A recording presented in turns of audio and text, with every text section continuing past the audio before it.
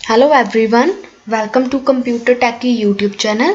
आज के इस लेक्चर में हम करेंगे टीचिंग एप्टीट्यूड का एंड्रागोगी और पैडागोगी टर्म्स। दोनों टर्म्स बहुत ही इम्पोर्टेंट है और हमें इन दोनों का डिफरेंस अच्छे से क्लियर करना है ताकि क्वेश्चन कैसे भी आए हम उस क्वेश्चन को सॉल्व कर सकें। हम स्टार्ट करेंगे पैडागोगी से, देन हम करेंगे एंड्रागोगी। तो स्टार्ट करते हैं पैडागोगी से। Pedagogy, the methods and practice of teaching specially in terms of academics and theory.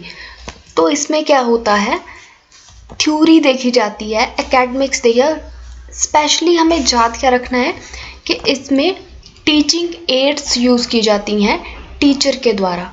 Means जो पैडागोगी है वो सीधा रिलेट किसके साथ करता है, टीचर के साथ। और जब हमें इसे याद रखना है तो कैसे याद रखना है, पैडागोगी में पी से क्या होता है, पेरेंट्स। तो पेरेंट्स क्या करते हैं, अपने बच्चे को सिखाते हैं कि कौन सी चीज़ को कैसे करना है। इसी तरह हमने पैडागोगी में याद रखना है कि जे टीचर सेंटर्स बोल सकते हैं, क्योंकि जो स्टूडेंट्स होते हैं वो टोटली डिपेंड्स करेंगे टीचर के ऊपर। तो इसमें क्या होता है, पैडागोगी में हमारे पास आते हैं चाइल्ड। हमें ध्यान रखना है कि इसमें चाइल्ड की बात करते हैं। Pedagogy is defined simple as the method and practice of teaching. तो कैसे डिफाइन किया गया है, एक मेथड है, प्रैक्टिस है किसकी, टीचिंग की। हमें याद रखना है कि चाइल्ड से रिलेट होता है। और सेकंड इसमें क्या है, जो टीचिंग एड्स टीचर के द्वारा यूज़ की जाती हैं उसे हम क्या बोलते हैं, पैडागोगी। देखिए पैडागोजी में क्या इंक्लूड किया जाता है, आर्ट ऑफ टीचिंग और making things learn. Pedagogy revolves around planning, delivering and evaluation of the subject matter resulting in behavior change of the learner। तो हमें याद रखने वाली बात क्या है यहाँ पर, कि पैडागोगी में क्या होता है, एक प्लानिंग होती है और जो मटेरियल है वो टीचर के द्वारा लर्नर को प्रोवाइड किया जाता है। और जहाँ पर सबसे इम्पोर्टेंट पॉइंट क्या है हमारे पास, कि जो पैडागोगी होता है वो हमारे पास क्या होता है, सब्जेक्ट सेंटर्ड। तो जब भी क्वेश्चन आए अगर पैडागोगी है तो वो किसके साथ रिलेट करेगा, सब्जेक्ट मैटर के साथ। और इसमें पैडागोगी में क्या क्या आता है, टीचिंग स्ट्रेटजीज आती हैं हमारे पास, teaching approaches, methods, behaviour, models, device and teaching ads.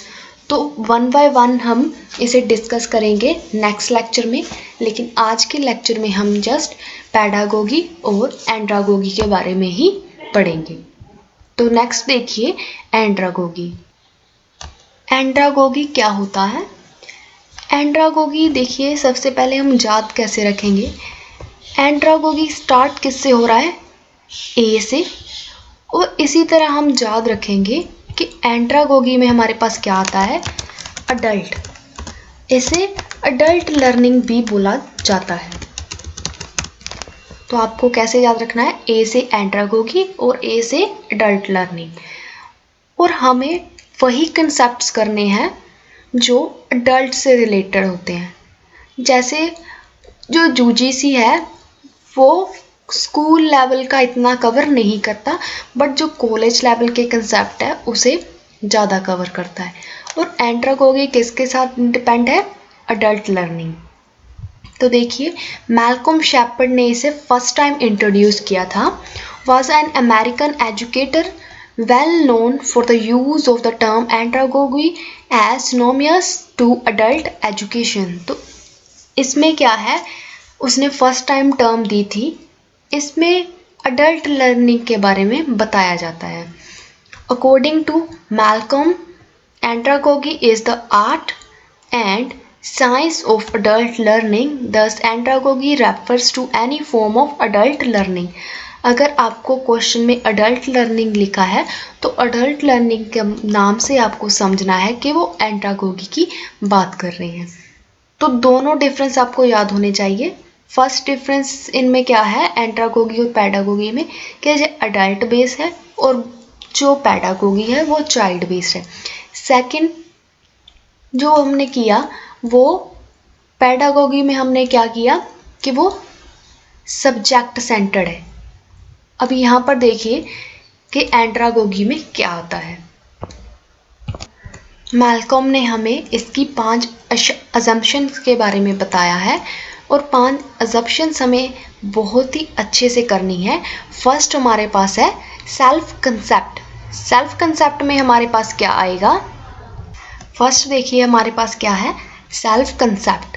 Self concept में क्या है, as a person mature his her self concept moves from one of being a dependent personality towards one of the being self directed human being। तो इसमें क्या होता है कि जैसे हमने पैडागोगी में किया कि जो टीचर पढ़ाएगा वही हम करेंगे, तो इसमें खुद से हम पढ़ने की कोशिश करते हैं। जैसे आप कॉलेज लेवल लीजिए तो वहाँ पर टीचर का इतना ज़्यादा रोल नहीं होता, स्टूडेंट्स को खुद के ऊपर डिपेंड करता है कि वो कितना पढ़ना चाहता है।